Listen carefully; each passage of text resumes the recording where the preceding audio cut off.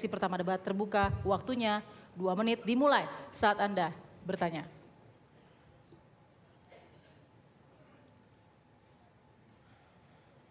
Pertanyaan kami singkat. Apa yang akan Bapak Prabowo lakukan dalam rangka pengembangan ekonomi digital, dalam hal ini pengembangan e-sport, Mobile Legends ke depan? Baik, masih ada 1 menit 35 detik, silakan. Cukup. Cukup. Baik, silakan pasangan calon presiden dan wakil presiden nomor urut 02, Bapak Prabowo dan Sandiaga untuk menjawab. Durasi 2 menit dimulai dari berbicara. You wanna test your vice president? Oke. Terima kasih Pak Presiden. E-sports merupakan salah satu sektor yang sangat berkembang seiring dengan pengembangan digital economy dan banyak sekali peminatnya. Mobile Legends salah satunya, dan saya rasa kita memiliki peluang untuk menciptakan produk-produk yang betul-betul menguasai pasar dunia. Karena sektor ekonomi kreatif ini, para anak-anak muda milenial Indonesia ini hebat-hebat sekali. Saya keliling ke seluruh wilayah Indonesia, mereka menanamkan satu optimisme. Saya sebutnya sebagai generasi pop. Mereka positif, optimis, dan produktif. Nah, strategi kami sangat jelas. Kembali kepada entrepreneurship. Dan kunci pemerintah adalah memfasilitasi. Karena kita tidak terlalu bisa meregulasi industri yang sangat cepat berkembang. Dan akhirnya ujungnya untuk apa? Untuk kesejahteraan rakyat dengan membuka lapangan kerja yang seluas-luasnya.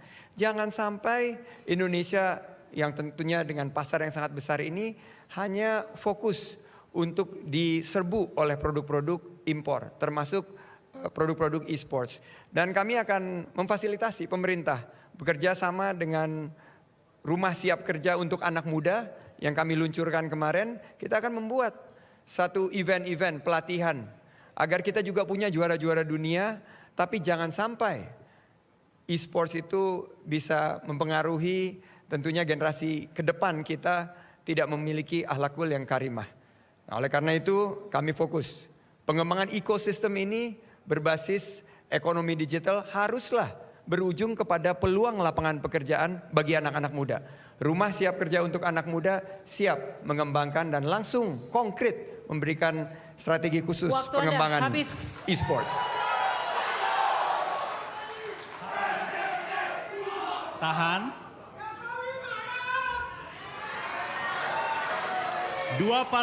Dua pendukung harap tenang.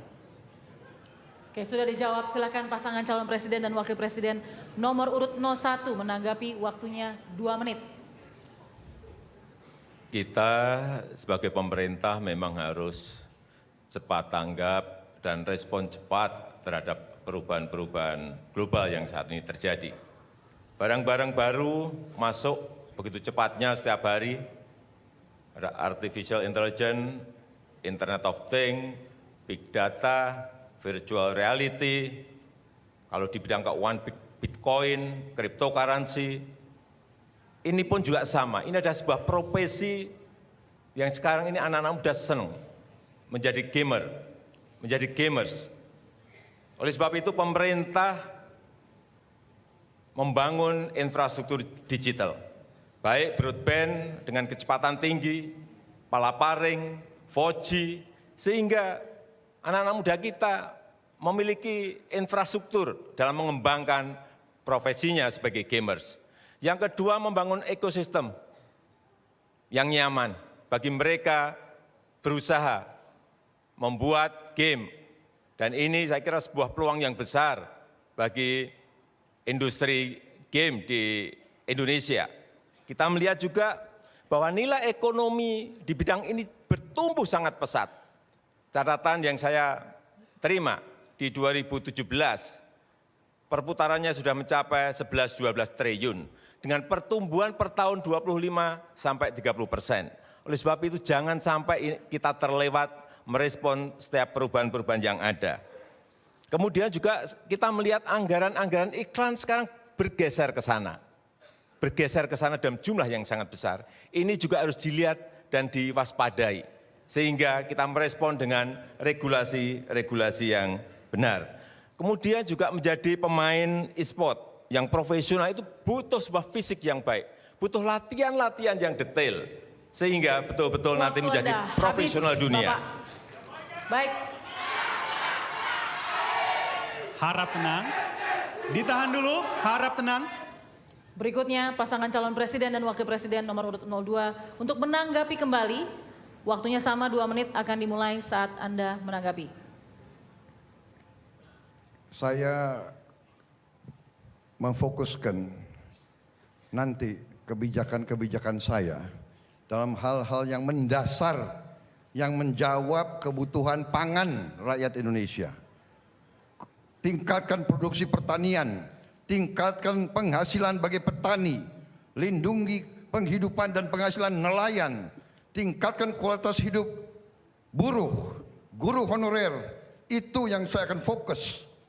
Digital itu bagus, tapi rakyat kita butuh swasembada pangan, pangan dalam harga terjangkau. Kita harus turunkan harga, rakyat kita sedang susah, kita harus jaga kekayaan Indonesia. Itu yang akan saya fokus. Ya, saya teringat cerita dari Saudara Rahman. Ini anak muda milenial. Saya bertemu di Sidrap, Sulawesi Selatan. Beliau menggunakan teknologi di industri pertanian. Dan waktu bertugas di DKI, perusahaan milik daerah BUMD Food Station membeli beras dari milenial-milenial yang sekarang masuk ke industri pertanian. Saya kagum.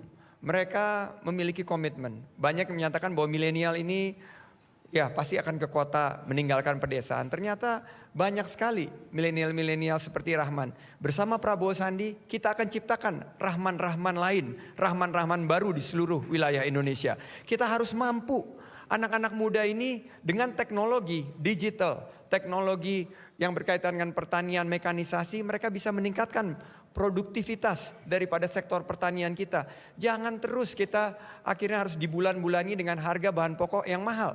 Tapi kita juga pada satu saat harus bermimpi bahwa kita bisa mengekspor pangan. Sudah saatnya, wes wayahe, Indonesia harus menjadi kekuatan ekonomi pangan dan kekuatan energi dunia. Terima kasih. Baik, waktu habis. Silakan memberikan semangat. Silakan. Harap tenang. High five. Sesi pertama telah selesai.